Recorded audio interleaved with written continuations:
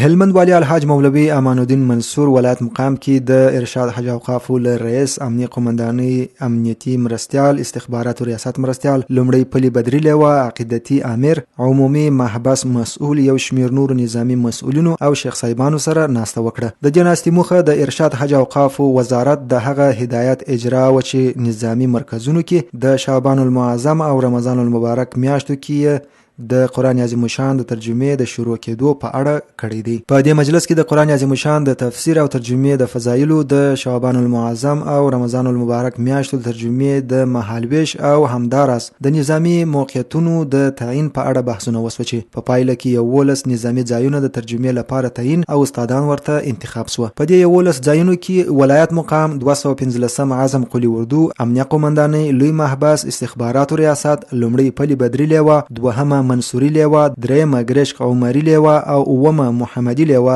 ګرشک ولسوالۍ او د مارجې کمپ کنډک شامل دي. هلمند والی ټولو راغلو مسؤلینو ته ښه راغلاست ووایه او د قرآن عظیم الشان د ترجمې په شروع کېدلو یې خوښي څرګنده کړه او هم یې د یادو چارو د ښه ترسره کېدلو هیله څرګنده کړه. د یادولو ده چې د قرآن عظیم الشان دغه ترجمه به د شعبان المعظم میاشتې په لومړۍ نیټه پیل او د رمضان المبارک میاشتې 25مه نیټه به پای ته ورسیږي.